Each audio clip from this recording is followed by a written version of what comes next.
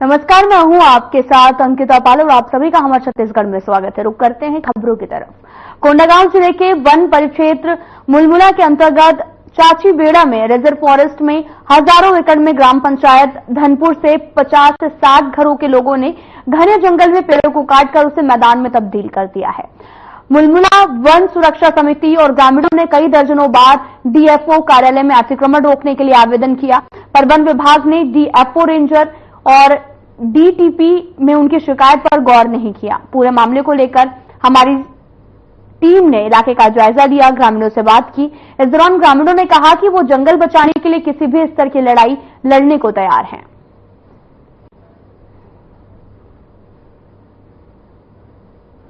One में जहां पर धनपुर के ग्राम पंचायत धनपुर के कुछ 50 से 60 घरों के जो व्यक्तियों के द्वारा यहाँ पर जो मुलमुला के बीट के अंतर्गत यहाँ पर अतिक्रमण किया, जिसको रोकने के लिए ग्राम मुलमुला के जो पीछे हमारे पीछे आप देख सकते हैं जो भाई बहन है, कुछ अतिक्रमण किया गया है, उसके रोकने के तहत जो हमारे भाई बहन आए हुए हैं और कुछ नाला देख सकते हैं हमारे पीछे जो से उनके द्वारा जो अतिक्रमणकारी हैं उनके द्वारा पर यहाँ बांध कर वो पानी को रोकने का प्रयास किया जा रहा था। उसको ध्वस्त करते हुए ये जो हमारे मुलमुला के ग्रामीण है इसको ध्वस्त किया जा रहा है। बताया जा रहा है जो मुलमुला के निवासी द्वारा बताया जा रहा है कि इनके द्वारा डीएफओ डिप्टी और रेंजर इनको कई बार सूचित भी किया गया है और इनके जो फसल लगाया गया है उसको नष्ट करने के लिए थाना में भी सूचना दिया गया है। बताया जा रहा है कि आज ही के दिन यहाँ पर अतिक्रमण के लिए जो सुरक्षा का मुआवजा नजर रखते हुए यहाँ पर सुरक्षा का इंतजाम किया गया था, लेकिन कुछ कारणवश से यहाँ पर पुलिस प्रशासन भी और जो वन विभाग के कुछ डिप्टी रेंजर यहाँ पर नहीं पहुंच रहे, लेकिन कुछ ग्रामीण जागरूक होते हुए इन अतिक्रमण क्षेत्रों को बचाने के उद्देश्य से यहाँ पर जो अतिक्रमण लोग उसके रोकने के लिए हमारे साथ कुछ ग्रामीण है, हमारे पीछे आप देख सकते हैं जो ग्रामीण है जो अतिक्रमण मीची पदर में जो धनपुर के निवासी है 50 से 60 घर द्वारा लगातार समझाइश के बाद भी यहाँ पर अतिक्रमण किया जा रहा है, उसके रोकने के लिए हमारे पीछे जो ग्रामीण देख रहे हैं आप, उस अतिक्रमण को रोकने के उद्देश्य से यहाँ पर मुलमुला के बीट के अंतर्गत जो मीची पदर है यहाँ पर पहुंचे हुए हैं। यहाँ पर देख सकते हैं हमारे पीछे में कई ऐसी भी खेतें हैं जहाँ पर जो धान का फसल लहलाती हुई नजर आ रही है और पीछे हमारे आगे देखेंगे आप वहाँ पर उड़ीद, यहाँ कम से कम लगभग 200 से 300 एकड़ में यहाँ पर जो अतिक्रमण धनपुर के कुछ निवासी द्वारा किया गया है और लगातार मुलमुला के ग्रामवासी द्वारा यहाँ इनको समझाई दिया गया है कि आप जंगल के अतिक्रमण न करें। उसके बावजूद भी कुछ समझाइश और कुछ जो कार्रवाई न होते हुए देख मुलमुला के जो ग्रामीण है उसको बचाने के उद्देश्य से यहाँ पर जो अतिक्रमण क्षेत्र। फिलहाल यहाँ रुकते हैं छोटे से ब्रेक के लिए।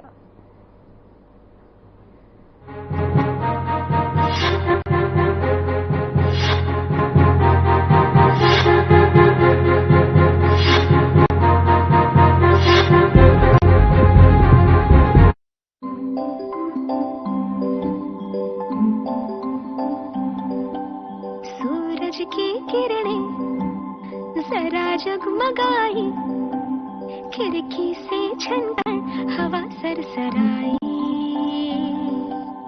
आंगन में चिड़िया कोई चहचहाई, भीतर से गुड़िया मेरी दौड़ाई,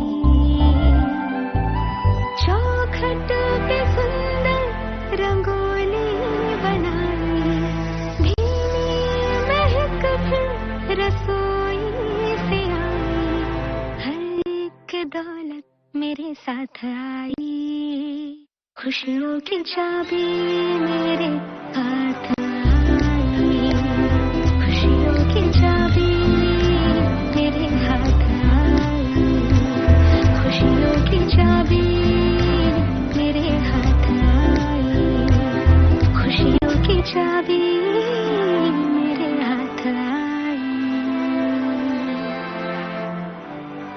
प्रधानमंत्री श्री नरेंद्र मोदी की थी गारंटी, छत्तीसगढ़ को खुशहाल बनाएंगे।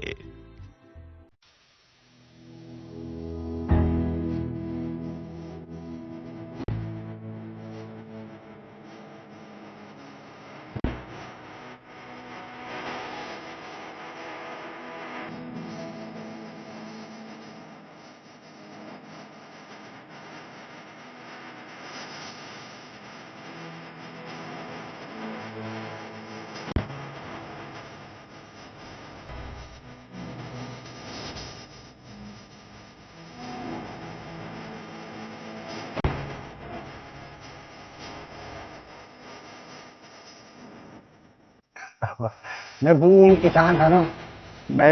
किसान हूँ।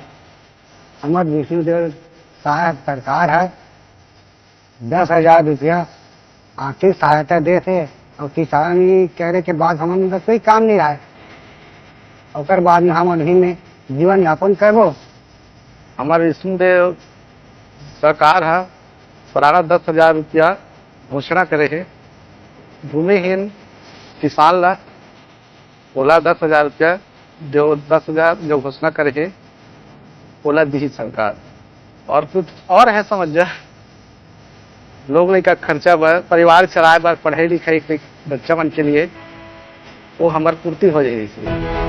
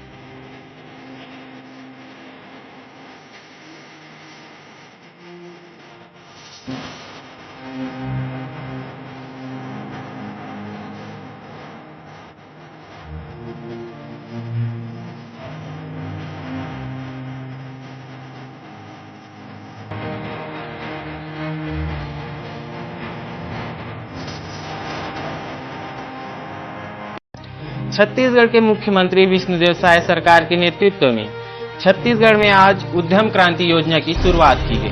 मैंने अपना कॉलेज कंप्लीट करने के बाद एक उद्योग चालू करना चाहता था, तो मेरे पास पैसा नहीं होने के कारण मैं चालू नहीं कर पाया था। मेरे दोस्तों के द्वारा मुझे यह पता चला कि साय सरकार के द्वारा उद्यम क्रांति योजना के तहत लोन प्रोवाइड कराया जा रहा है।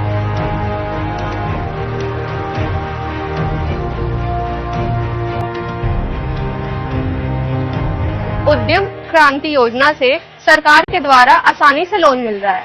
योजना के माध्यम से 50% सब्सिडी में मुफ्त ब्याज मिल रहा है।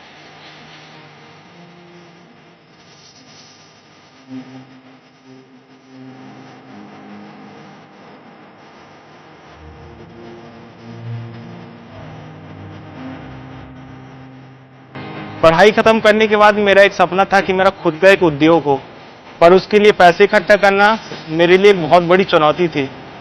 कॉलेज खत्म करने के बाद मैंने काफी जगह प्रयास किया, मगर मुझको वो नहीं मिल पाया जो मैं चाहता था। ऐसे में मेरे दोस्त ने एक दिन मुझे साय सरकार की स्कीम के बारे में बताया, जो कि उद्यम क्रांति योजना है। मैंने उसमें आवेदन किया, फिर उससे जो मुझे लाभ हो रहा है, मैं अपना उद्योग आज चालू करने जा रहा हूँ। इस योजना के लिए मैं साय सरकार को जितना हो सकता है धन्यवाद करूं उतना कम है।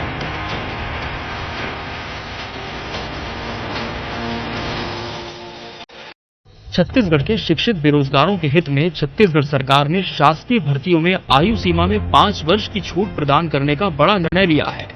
इस निर्णय से न केवल टूटती उम्मीदों को एक नई आशा मिली है, बल्कि कल तक शासकीय नौकरी जिनका सपना था, आज उन्हें उस सपने को साकार करने का संबल भी मिला है। अब छत्तीसगढ़ में पुलिस विभाग समेत विभिन्न शासकीय भर्तियों में निर्धारित आयु सीमा में मिल रही है 5 वर्ष की छूट। सरकारी नौकरी करना मेरा पापा का सपना था कि मैं पुलिस विभाग में जाके नौकरी करूं। पिछले समय में कुछ वर्षों से मैं पुलिस भर्ती के लिए प्रयास कर रहा था, बट मैं असफल रहा। इस कारण से मेरा जो आयु है वो बहुत ज़्यादा बढ़ गया है, 28 साल से एबव हो गया है। सरकारी जो पोस्ट निकाल रहे हैं, पद निकाल रहे हैं, उसमें 5 वर्ष का छूट दिया है। मुझे इस बार पूरा भरोसा है कि इस बार जो पुलिस विभाग में नौकरी मिली है उसमें मेरा जॉब पक्का लग जाएगा। इसके लिए मैं अपने मुख्यमंत्री विष्णुदेव साय को बहुत बहुत धन्यवाद। मेरे मन में इस बात का बहुत पछतावा है कि मैं उम्र रहते अपनी सरकारी नौकरी की तैयारी नहीं कर पाई। इस बीच छत्तीसगढ़ शासन द्वारा निर्णय आया है कि जो बेरोजगार युवाएं हैं उनके लिए 5 वर्ष की छूट दी गई है। ये सुनकर मेरा चेहरा चमक उठा और मैं खुश हो गई। मेरे साथ ही सारे युवाएं भी खुश हो गए जो सरकारी नौकरी के लिए तैयारी कर रहे हैं, और मैं पूरी मेहनत और लगन से सरकारी नौकरी की तैयारी करूंगी और मुझे यकीन है कि मेरी मेहनत रंग लाएगी और मैं सरकारी नौकरी का जॉब कर लूँगी। इसके लिए मैं मुख्यमंत्री विष्णुदेव साय का बहुत बहुत धन्यवाद करती हूँ। सरकारी नौकरी मेरा ही नहीं, मेरे पूरे परिवार का सपना है। मेरे पिताजी चाहते हैं कि मैं पुलिस विभाग में नौकरी करूँ। मैंने इसकी भरसक तैयारी करी और मैंने परीक्षा दी लेकिन पास नहीं हो पाया। मेरा भी एक सपना है कि मैं सरकारी अफसर बनूँ। मैं परीक्षाएं देते जा रहा था, सफल हो गया, लेकिन विष्णुदेव साय जी की जो 5 वर्ष की आयु सीमा में छोड़ दी गई, जिसके कारण मैं अपना सपना साकार कर पाऊंगा और सरकारी अफसर बनूंगा। इसके लिए विष्णुदेव साय जी को फोन करते हैं। साय सरकार रख रही है शिक्षित युवाओं के उज्जवल भविष्य की नींव। अब युवा छत्तीसगढ़ न केवल सपने देखता है, उन्हें पूरा करने का साहस भी रखता है, क्योंकि छत्तीसगढ़ की सरकार में संवर रहा भविष्य, संवर रहा छत्तीसगढ़।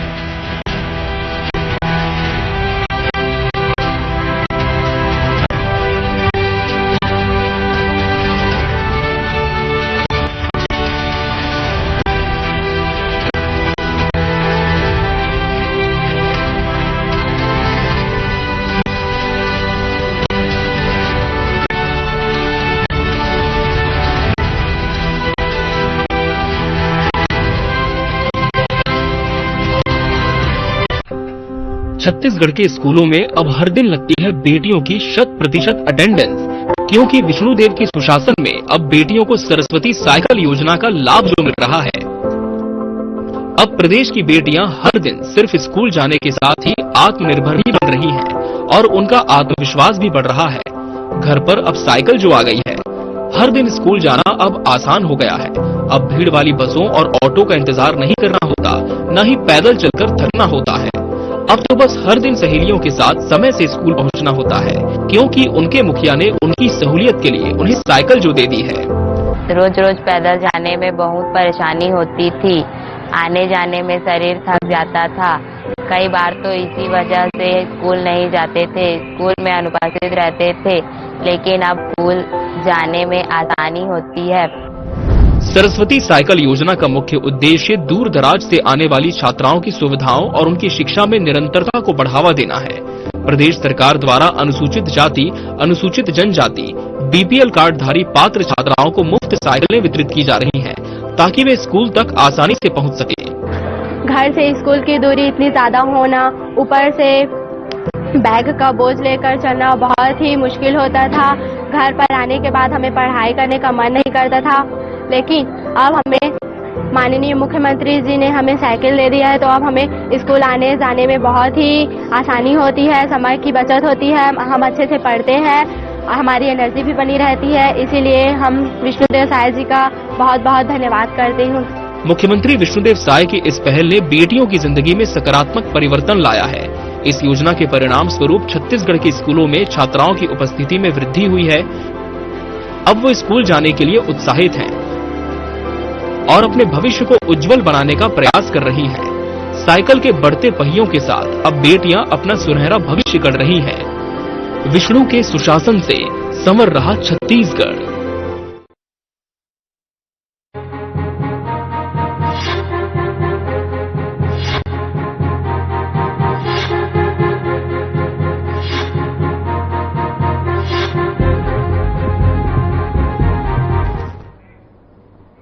ब्रेक के बाद स्वागत है, आप सभी का रुख करते हैं खबरों की तरफ। पूर्व सीएम भूपेश बघेल ने कवर्धा हादसे पर गहरा शोक व्यक्त किया। इस दौरान उन्होंने कहा कि पहले सरकार ये मानने को तैयार नहीं थी कि वहां पर आत्महत्या नहीं हत्या की गई है, लेकिन अब सरकार ने मान लिया है कि ये सरकार की नाकामी है। साथ ही उन्होंने बताया कि हमने जेल जाकर कैदियों से मुलाकात करनी चाहिए, लेकिन हमें रोक दिया गया, विधायक को कार्य में रोका गया। और वहीं उन्होंने विष्णुदेव साय सरकार से भी मांग की कि मृतक के मां को जो मार पड़ रही है, भाई के शरीर पर जो निशान है, जेल के जो बंदी हैं, सभी को अस्पताल में भर्ती कराया जाए और उन्हें इलाज के लिए भेजा जाए। साथ ही पूरी बॉडी की चेकअप हो। साथ ही उन्होंने इस पूरे मामले को लेकर न्यायिक जांच करने की मांग की है।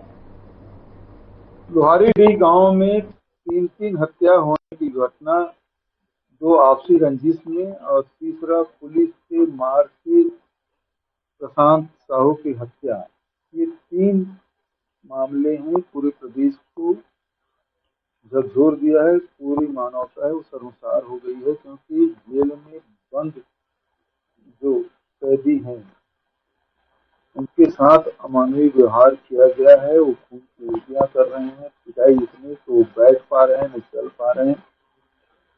और बेहद दर्दनाक स्थिति, चाहे जो दुर्ग जेल में महिला बंदी है उनकी बात करें, चाहे कवर्धा जेल में जो पुरुष बंद है उसकी बात करें। थोड़े में इतना ही। नमस्कार।